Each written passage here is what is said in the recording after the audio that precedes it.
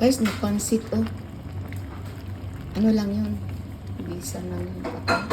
Ang ano dito, shrimp. Nasa amin yung shrimp, tapos chicken, tapos atay. Atay sa manok. So, okay, dinagyan. Mikos-mikos muna natin. I-fry ba? I-fry yung tapos yun na, malalaki itong shrimp ha. So, tapos mayroon tayo, ilalagay natin yan lahat. So, okay na guys. Okay. Uy!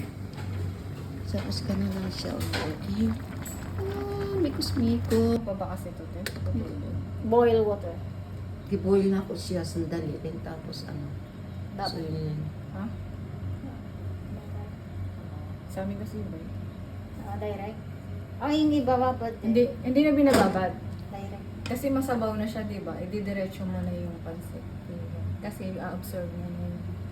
Lalambot siya. Kasi tignan mo, ang daming tubig pa rin. Marami pa tubig. Oh. Kasi ma-overcook na sa dami. Alaka. Sobrang dami yung soup. Okay. Ah. Pinain ko na. Ito na yung ating